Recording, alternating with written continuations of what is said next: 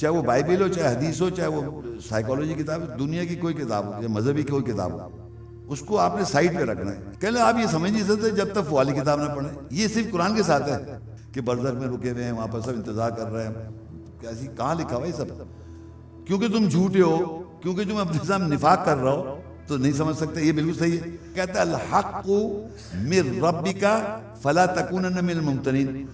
انہوں نے کہا یہ سچا ہے، انہوں نے کہا یہ سچا ہے، تو آپ نے مانا یہ سچا ہے اس کے کہنے سے. اور یہ کون ہے؟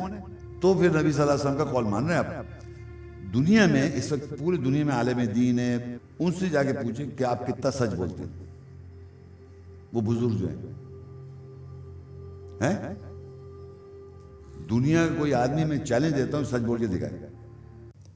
ہماری ویڈیو کو ضرور لائک کیجیے اور محمد شیخ کے چینل کو سبسکرائب کیجیے. گھنٹی کے آئیکن کو کلک کیجیے تاکہ آپ کو ہماری آنے والی ویڈیوز کی بروقت نوٹیفیکیشنز ملتی رہیں. اچھا پھر دیکھیے، میں آپ سے کہہ رہا تھا نا، یہ ایک بڑی مشہور آیتیں سب جانتے ہیں آپ لوگ تو زیادہ سنتے رہیں. انہ لقرآن کریم فی کتاب مکنون لا یمسہ الا المطہرون. اس پڑھائی کو آپ چھو نہیں سکتے جب تک طہارت نہیں کریں. وہ طہارت کیا ہے؟ وہی میں نے بتایا، جھوٹ نہیں بولے اپنے آپ سے، اپنے آپ کو سچائی کے اندر فیس کرے. یہ طہارت، وضو تو کر لیا، چلو صحیح کر لیا. اب آپ نے طہارت یہ ہے کہ آپ نے یہ کرنا ہے کہ جو کچھ اللہ کہہ رہا ہے اس کو میں چھو نہیں سکتا جب تک میں طہارت نہیں کروں. یعنی اگر مجھے کوئی ایک چیز پتہ چل گئی تو میں نے اس پہ عمل شروع کر دیا، تو وہ طہارت جو ہے نا وہ آپ کی وہ چیز، یعنی وہ آپ کی ایک سوچ بن گئی کہ میں ایسے کروں گا. اگر آپ طہارت نہیں کریں گے، صحیح نہیں کریں گے، اور آپ پڑھتے جا رہے ہیں، آیتیں پڑھتے جا رہے ہیں، یاد تو کر لیں گے، آپ رٹ لیں گے طوطے کی طرح، تو کانسیپٹ بھی رٹ لیں گے، لیکن آپ کی گائیڈنس کے لیے نہیں ہے. گائیڈنس کے لیے ہے کہ آپ نے اس لیے یاد کیا کہ وہ میری سوچ بن جائے اور میں اپنی اصلاح کروں. تو طہارت وہ ورنہ چھو نہیں سکتے آپ. وہ میں کہا نا، آپ پڑھے جائیں سمجھ میں نہیں آ رہا، پڑھنے جائیں سمجھ میں نہیں آ رہا. وہ یہی ہے کہ طہارت اگر کرنی، یہ بہت ضروری آیت ملے گا، اگر طہارت کرنا بہت ضروری ہے. اور طہارت کا یہ ہے کہ جب بھی آیات پڑھیں تو جب کانسیپٹ آئے گا دوسرا، تو اس کو روکنے کے لیے آپ کو بس طہارت کا یہ کہ پتہ ہونا چاہیے کہ میں جھوٹ نہیں بولوں گا، یہ جو کانسیپٹ باہر سے سنا ہے اس کو میں ویریفائی کر رہا ہوں، یہ نہیں ہے، یہ کتاب میں نہیں لکھا ہے، تو وہ چیز غلط ہو سکتی ہے، وہ اس کو میں مانوں گا. چاہے وہ بائبل ہو، چاہے حدیث ہو، چاہے وہ سائیکالوجی کتاب ہو، دنیا کی کوئی کتاب ہو یا مذہبی کوئی کتاب ہو، اس کو آپ نے سائٹ پہ رکھنا ہے. یہ آپ دیکھیں دنیا میں آپ پڑھنے گئے فزکس اور کیمسٹری اور میتھمیٹکس کچھ بھی پڑھ رہے ہیں، کہہ آپ یہ سمجھ نہیں سکتے جب تک وہ والی کتاب نہ پڑھیں. یہ صرف قرآن کے ساتھ ہے. کوئی کہتے ہیں بائبل نہیں سمجھ سکتے جب تک کوئی فلانی کتاب پڑھو، یا میں کہوں حدیث نہیں سمجھ سکتے جب تک قرآن نہیں سمجھ. قرآن کے ساتھ ایسا زبردست گیم کھیلا ہوا ہے کہ آپ سمجھ نہیں سکتے. یہ یہاں تک جملہ کو کہہ لیں سمجھ نہیں سکتے، بالکل میں مان لوں گا.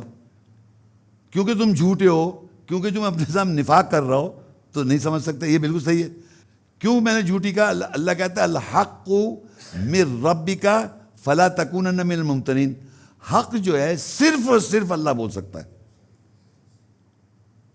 آپ کتنے عالم جانتے ہیں اس دنیا میں؟ بڑے بڑے عالم ہیں، میں تو کچھ بھی نہیں ہوں بھائی. بہت زیادہ عالم دین ہیں، اور پتہ نہیں. اور حدیث کس بیس پہ بنی ہوئی پتہ ہے آپ کو؟ ایک واقعہ جوڑا ہوں میں. حدیث جو اس کی وہ ہے سائنس ہے کہ بھئی یہ صاحب تھے ایکس وائی زیڈ، انہوں نے رسول اللہ سے یہ سنا، یہ دیکھا، یہ اس طرح کی بات ہے نا. ایکس وائی زیڈ نے، یہ جو آدمی ہے یہ ایک اور آدمی ہے. اب یہ کہہ رہا ہے کہ میں اس کا چیک کروں گا کہ یہ آدمی کیسا تھا، اس کا کردار کیسا تھا، کیونکہ یہ حدیث بتا رہے رسول اللہ سے مخاطب جوڑ کے. تو میں نے اس کا کردار دیکھ کے یہ کہا کہ ہاں یہ فلاں اونٹ کو صحیح طرح پانی پلا رہا تھا. مطلب کوئی اونٹ پٹانگ بات کہنے، اس کو ہم نے یہ دیکھا تو یہ پتہ چلا کہ یہ آدمی اچھا آدمی ہے. سمجھیں آپ؟ تو یہ جو کرائیٹیریا بنایا اس صاحب نے، اب ان کے اوپر کون ہے؟ انہوں نے کہا یہ سچا ہے، انہوں نے کہا یہ سچا ہے، تو آپ نے مانا یہ سچا ہے اس کے کہنے سے. اور یہ کون ہے؟ یہ بھی سچے ہیں، سارے سچے ہیں. تو پھر نبی صلی اللہ علیہ وسلم کا قول مان رہے ہیں آپ. تو میرا کوشچن یہ ہے کہ میں آج لوگوں سے کہتا ہوں، آج آپ لوگوں سے بھی کہہ رہا ہوں، دنیا میں اس وقت پوری دنیا میں عالم دین ہے، ہر جگہ ہیں بزرگان دین، جتنے آپ رسپیکٹ دے دیں آپ کو، ان سے جا کے پوچھیں کہ آپ کتنا سچ بولتے ہیں. وہ بزرگ جو ہیں دنیا کا کوئی آدمی میں چیلنج دیتا ہوں سچ بول کے دکھائے. جب وہ سچ ہی نہیں بول رہا تو آپ نے کیسے مان رکھا کہ اس زمانے میں سب سچ بولتے تھے؟ آج اتنے بڑے بزرگان دین مطلب ان کی تعریفوں کے پل باندھ رہے ہیں آپ، ان سے پوچھیے آپ سچ بولتے ہیں؟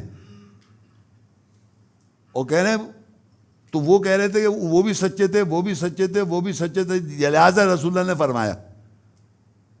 ہاؤ کین یو بلیو کہ آج آدمی کوئی نہیں ہے دنیا میں، کیونکہ اللہ کے علاوہ کوئی سچ بول ہی سکتا ہے. اسی نہیں بول سکتا کہ 100% نالج نہیں ہے آپ کے پاس، 100% کی نالج آپ کے پاس نہیں ہے، تو آپ کیسے سمجھنے میں سچ وہ سچ بولتے تھے، وہ سچ بولتے تھے، وہ سچ بولتے تو ہم کہیں گے قال رسول اللہ، کیونکہ وہ سچ بولتے تھے.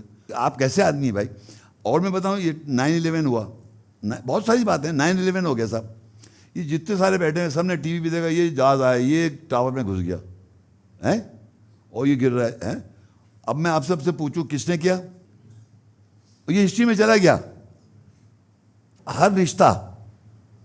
ہر رشتے کی بات کروں گا میں. محمد صلی اللہ علیہ وسلم کے والد کا نام نہیں ہے، ان کی والدہ کا نام نہیں ہے، ان کی بیٹے تھے ابراہیم، ان کا بھی نام نہیں ہے، پھر ان کی اتنی ساری بیویاں تھیں، ان کا بھی نام نہیں ہے، کسی کا کچھ نام ہی نہیں ہے. اور ہم قرآن جو پڑھ رہے ہیں، جب میں نے پڑھنا شروع کیا تو میں یہی سوچ رہا تھا عمر فاروق، ابو بکر صدیق، حضرت عثمان، حضرت علی، امام حسین حسن، اور جناب یہ محمد صلی اللہ علیہ وسلم کی والدہ آمنہ، اور یہ سب یہ سمجھ کے میں اس طرح سے یہ قرآن میں کچھ ہوگا. اب میں پڑھتا جا رہا ہوں، کبھی آدم کا ذکر آ رہا ہے، کبھی ابراہیم کا ذکر آ رہا ہے، کبھی موسیٰ کا ذکر آ رہا ہے، کبھی عیسیٰ کا ذکر آ رہا ہے، کبھی نوح علیہ السلام کا، کبھی شادی کا، کبھی طلاق کا، کبھی کچھ کبھی کچھ. یہ کہیں نظر نہیں آ رہا ہے. تو آپ سوچئے وہ 4 آدمی بٹھا دیں، 4 آدمی بٹھا دیں، وہ یہ بولے چلے جا رہے ہیں. اب میں پڑھ رہا ہوں تو میں غلط پڑھ رہا ہوں کہ مجھے نظر نہیں آ رہا ہے. ان کو کیسے نظر آ رہے ہیں اتنے سارے قرآن میں؟ وہ 4 آدمی نے یہی بولے جا رہے ہیں، پوری زندگی یہی بولے جا رہے ہیں. حضرت ایک حدیث ہے اور یوں ہے، اور ایک فلانی حدیث ہے، روز بیٹھے سن رہے بیچارے. آج یہ نئی بات سن لی، اب اس سے میری زندگی کوئی تعلق نہیں ہے، سمجھے بات؟ اس سے میری زندگی کوئی تعلق نہیں ہے، اس لیے سننا بیٹھا ہوا. اور وہ ان کے واقعے سن کے میں سمجھ میں مذہبی ہو گیا. الحمدللہ سن کے سنیے. اور قرآن تو میں کہتا ہوں پتہ نہیں کون سے لوگ ہیں، اللہ مجھے معاف کرے، تو کہتا ہے یسألونک عن الروح قل الروح من امر ربی وما اوتیتم من العلم الا قلیلا. روح جو اللہ کی آیت کی جو اسپرٹ انڈرسٹینڈنگ ہے، آیت کی سمجھ، وہ ہم نے بہت کم دے رکھی ہے. اور وہ مجھے اتنا واضح نظر آتا ہے کہ ہر آدمی میں جب بات کرتا ہوں تو قرآن کی بات ہی نہیں کرتا ہوں، نہ سننا چاہتا ہے. اور جو باتیں سنائے چلے جا رہے ہیں وہ پتہ ہی کیا سنائے چلے جا رہے ہیں. اور ایک دن بھی وہ آخرت کو آپ کو آخرت پہ نہیں پہنچائے گی، آخرت میں بخشش نہیں ہوگی مجھ سے. اور یہ یاد رکھیں، یہ پھر بتا رہا ہوں، ریپیٹ کر رہا ہوں، بہت امپورٹنٹ بات کر رہا ہوں، کہ آپ ایگزامینیشن ہال میں ہیں. یہ نہیں کہ آپ رزلٹ ایگزامینیشن وہاں ہوگا، آپ ایگزامینیشن ہال میں ہیں، آپ امتحان دے رہے ہیں پر ڈے کے حساب سے. اور آپ کی وہ اعمال نامہ لکھ، وہاں آپ کو سرٹیفکیٹ ملے گا کہ آپ ایمان والے تھے یا مسلم تھے یا بزرگان دین تھے، جو بھی کچھ تھے آپ. اس دن پتہ چلے گا آپ کو وہاں رزلٹ. اور یہ موت کے وقت، یہ بھی نہیں کہ پتہ نہیں کہاں برزخ میں پھنسا دیا اور کیا کیا کہتے ہیں اٹھ پٹانگ بات کہ برزخ میں رکے ہوئے ہیں، وہاں پر سب انتظار کر رہے ہیں. کیسی کہاں لکھا ہوا یہ سب؟ تو وہ تو یہ سمجھیے جب موت کے فرشتے آئیں گے تو رکھ کے منہ پہ تھپڑ پڑیں گے اور کہیں گے چلو. اور جو اچھی طرح آئیں گے وہ سلامتی میں پیاس جنت تم چلے، وہاں لکھا ہوا ہے واضح طور پہ. تو at the time of death ہو رہا ہے معاملہ.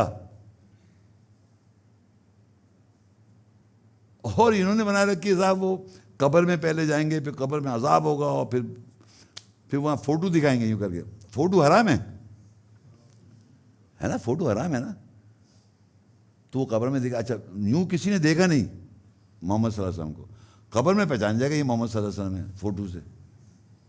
پتہ نہیں کیسی مطلب میں تو سنی باتیں کری، میں نے پڑھی نہیں کوئی بھی چیز، میں نے نہیں پڑھی کوئی چیز. اللہ کا میری انٹریکشن جب ہوا لوگوں سے تو وہ اس پہ بات کر رہا ہوں میں نے تو پڑھ کے ہی نہیں دیا.